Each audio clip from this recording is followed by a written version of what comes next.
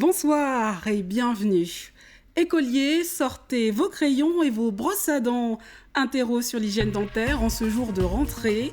Une campagne bucco-dentaire à destination des plus jeunes a commencé ce matin. Autre geste santé, le vaccin. La campagne contre la Covid-19 se poursuit. L'agence de santé invite la population à se faire vacciner afin d'envisager un allègement du protocole sanitaire. Nous ferons le point. En Australie, comme en Nouvelle-Calédonie, en revanche, les mesures sont déjà assouplies et les touristes calédoniens affluent de nouveau vers Canberra, Sydney ou encore Melbourne. Évasion dans cette édition. Premier jour, ce mardi 19 avril, les enfants ont repris le chemin de l'école. C'était la rentrée. Après 2 semaines de vacances, ils ont entamé le second semestre. Vous le voyez, Léoné Vaitanoa les a suivis. Il a effectué une partie des cours avec quelques-uns d'entre eux. C'était à l'école de l'Immaculée Conception à Mata-Utu ce matin. Et dans leur cartable, les écoliers sont désormais invités à ranger aussi une brosse à dents. Une campagne bucco-dentaire vient tout juste d'être lancée à destination des enfants. Elle va durer jusqu'au 10 mai sur tout le territoire. Les plus jeunes vont ainsi apprendre les réflexes afin d'avoir une bonne hygiène des dents et de la bouche. Leçon avec Paula Semoa et Léoné Vaitanoa. Comment bien se brosser les dents, c'est la leçon du jour que va donner le dentiste Manu et son équipe aux tout petits. Moana, bonjour Moana. Tu as une brosse à dents à la maison, Moana? Oui? D'accord. Et tu t'en sers? Bah c'est bien. Voilà. Et donc pour se brosser les dents, il faut se brosser les dents, vous êtes encore petit, donc il faut que vos parents vous aident. Et pour vous brosser les dents, le matin et le soir, après manger.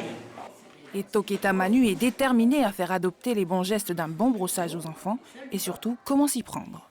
Voilà. Vous commencez par en haut et vous brossez plusieurs fois ce côté-là.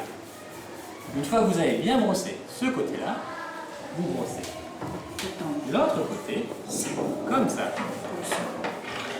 Et quand on a bien fait en haut, et bien on fait en bas. Et les enfants se prêtent facilement au jeu. Voilà, ça y est, pour que ce soit bien propre, hein, parce qu'après avoir mangé, elles sont un petit peu sales les dents. Hein. Donc il faut bien les nettoyer. Voilà. Mais rien ne vaut la pratique. Désormais, Maître Manu arme ses apprentis de nouvelles brosses à dents et dentifrices et direction le robinet pour une démonstration supervisée. Un bon brossage, c'est se brosser les dents après manger, le matin et le soir, et se brosser les dents pendant 2 minutes. Voilà. En n'oubliant aucune des dents, brosser les dents du haut comme les dents du bas. Ça va? Soa Lessé, maîtresse de cette petite section, a connu d'autres compagnes bucco-dentaires et sait combien ces interventions sont importantes pour ces petits. Il ne faut pas négliger l'hygiène dentaire, c'est très important, surtout à cet âge. Et c'est une très bonne initiative dans le sens où ça nous aide, nous, enseignants, dans l'éducation de ces enfants. On a déjà, par le passé, initié des campagnes. Et là, cette fois-ci, avec les moyens qu'on a à présent, la volonté de l'agence de santé et de l'ADEC, on parvient à mettre quelque chose de plus structuré. Et aussi avec les moyens qui ont été apportés malheureusement avec la crise Covid, toutes les écoles ont été équipées de points d'eau. Et c'est pour ça qu'on peut maintenant se brosser tous les jours dans les écoles parce qu'il y a des points d'eau.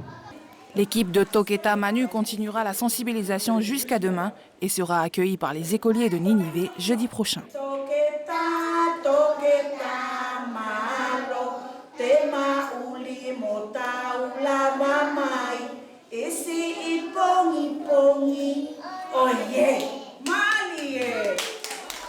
Il faut donc se protéger de certaines bactéries, mais aussi des virus.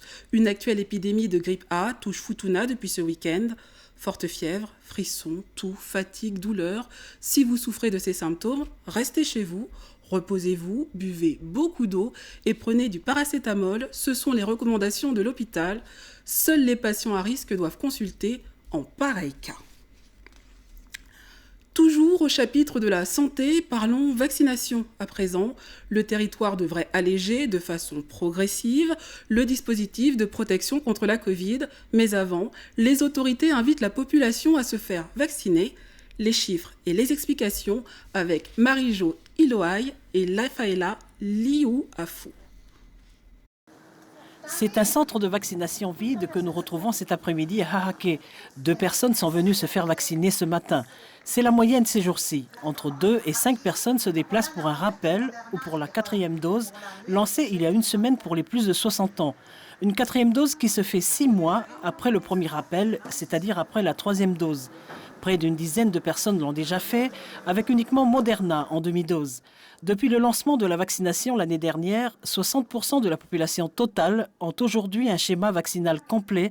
Mais pour les autorités sanitaires, c'est encore loin du taux idéal à atteindre. On a quand même encore 40% de la population qui n'est pas protégée, puisque ça fait maintenant longtemps qu'il y a eu du Covid sur le territoire. L'immunité naturelle, ce que j'appelle naturelle, c'est quand le virus vient et qu'on se protège. Et là, on est tous ce qu'on appelle naïfs, puisqu'il n'y a pas eu de virus depuis plus d'1 an sur le territoire. Mais quel est le taux de vaccination qu'il faut atteindre ? Alors c'est difficile, hein, selon les experts, selon le mutant, on dit entre 75 et 80%. Face à la levée de certaines restrictions et l'ouverture des frontières des pays voisins, le territoire devrait lui aussi alléger progressivement son dispositif sanitaire. Pour l'instant, on a des SAS qui sont très rigoureux. On a un SAS sur Nouméa, comme vous savez tous. Hein. On a un SAS après sur Wallis. Ça protège énormément, puisqu'on capte les peu de personnes qui éventuellement pourraient encore arriver en incubation avec le virus. Mais attention, on ne va pas pouvoir tenir longtemps. Il va falloir un peu alléger, si je peux parler d'un allègement, parce qu'à un moment donné, il va falloir ouvrir les frontières. Nous n'avons pas encore de calendrier, si vous voulez. On commence à en discuter au comice. Le comice commence à être... il y a un consensus qui se dit, à un moment donné, à terme, je ne sais pas quand vous dire, hein, on va être obligé d'ouvrir. Mais il faut y aller progressivement, avec un protocole qui sera aussi rigoureux, qui sera validé par le comice à la fin d'avril, qui sera validé par le ministère de la Santé. Mais un allègement de ces mesures sanitaires signifierait une porte ouverte à l'entrée du virus. Pour s'y préparer au mieux, les autorités appellent une nouvelle fois à la vaccination tant que la population a encore le temps. Pour rappel, un non-vacciné peut en 1 mois être vacciné des 2 premières doses. Les Calédoniens s'envolent de nouveau vers l'une de leurs destinations favorites, l'Australie. Après avoir maintenu ses frontières fermées durant presque 2 ans, le pays rouvre ses portes aux visiteurs vaccinés. C'est notre immersion du jour, offerte par nos confrères de NC Première.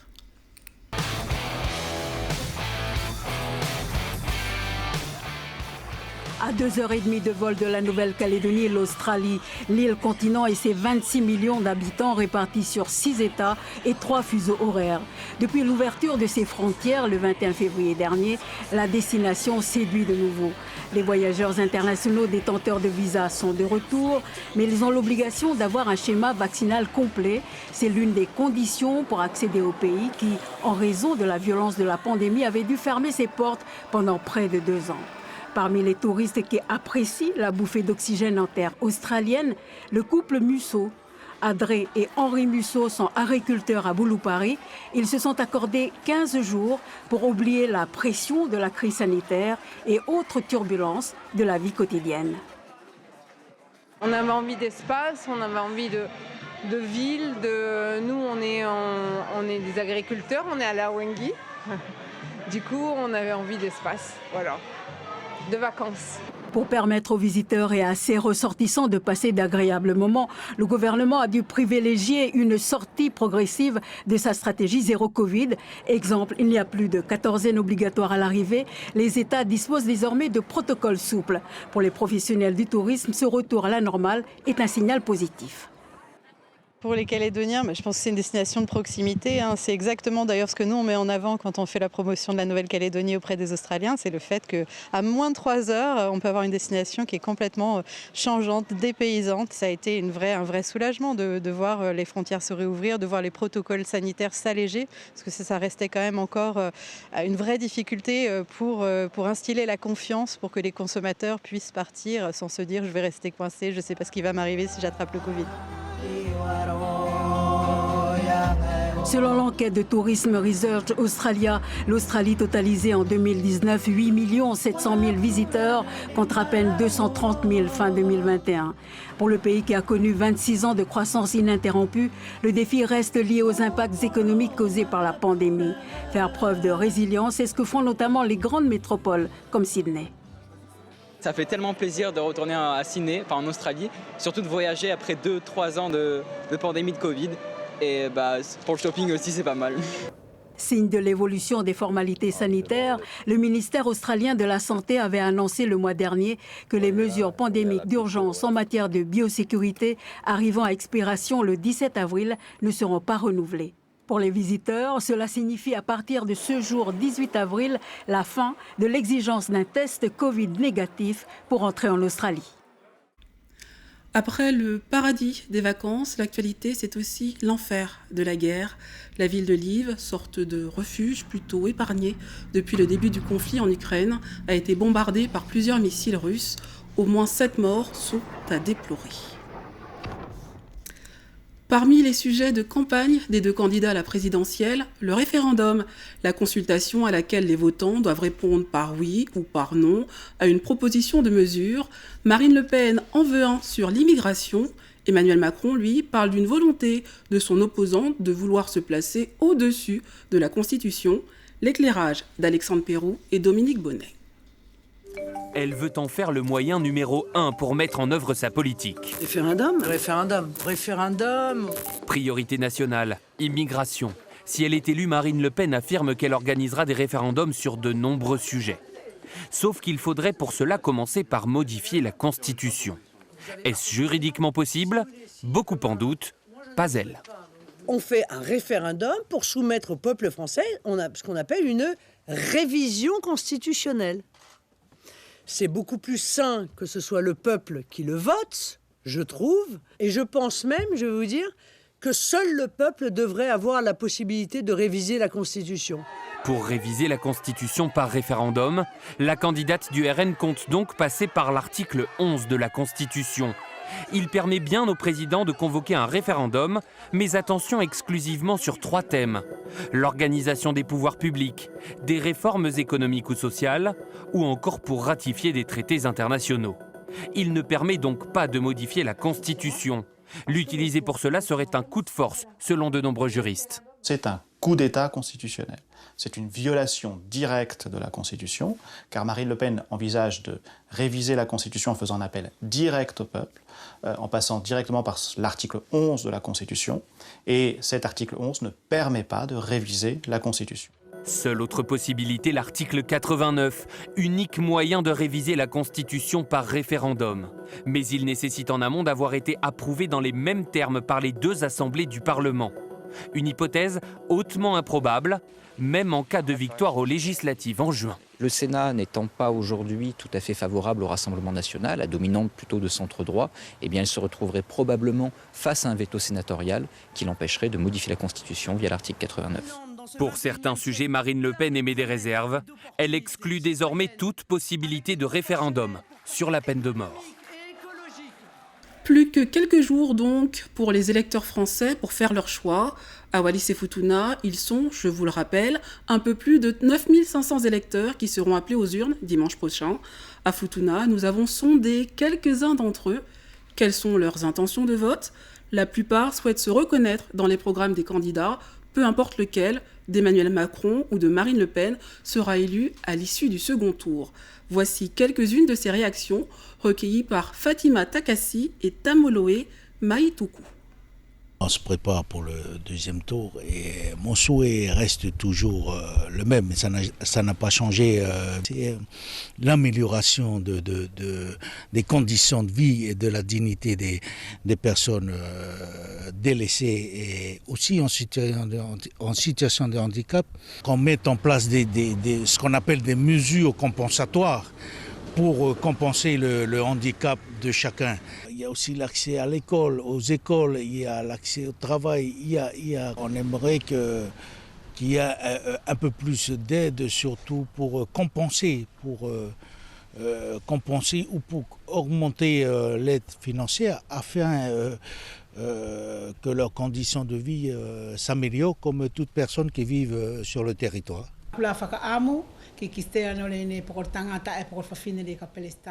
Peu m'importe le résultat de ce deuxième tour. Je souhaite que le nouveau président ou la nouvelle présidente de la République puisse revoir à la hausse l'aide aux personnes âgées au minimum vieillesse. Car ici à Futuna, et je parle en connaissance de cause, on reçoit un peu plus de 14 000 francs par mois, ce qui n'a rien à voir avec le minimum vieillesse versé pour les personnes âgées en Nouvelle-Calédonie. Comme vous le savez, aujourd'hui, les prix dans les commerces ont augmenté. Je pense qu'il faut vraiment augmenter l'aide aux personnes âgées.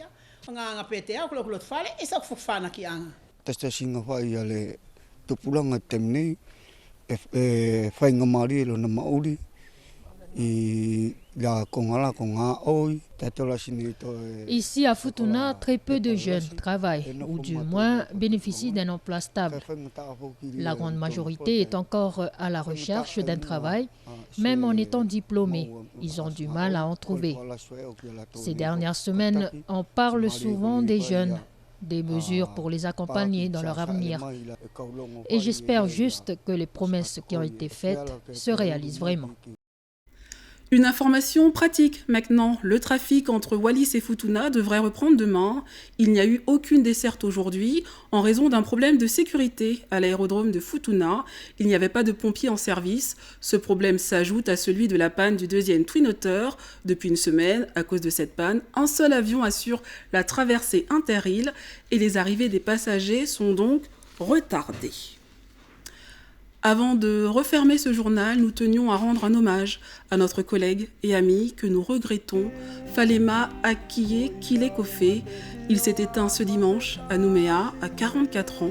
Nous présentons nos condoléances à sa femme, ses 6 enfants, dont nos collègues Hippolito et Fatima. Nous garderons le souvenir du collègue et de l'artiste. Tout le personnel de Wallis et Futuna la Première apporte son soutien à la famille dans cette épreuve. Ce sont sur ces images et ces tendres souvenirs que nous refermons cette édition, marquée par des recommandations. Évitez le sucre et brossez-vous les dents au moins 2 fois par jour. Le message sera martelé aux enfants jusqu'au 10 mai dans le cadre d'une campagne bucco-dentaire. Merci de votre attention. Nous nous retrouvons demain à 19h. Mais tout de suite, votre Talalogo. Belle soirée sur Wallis et Futuna la Première. Manouia Tepo, Ofa, Atou.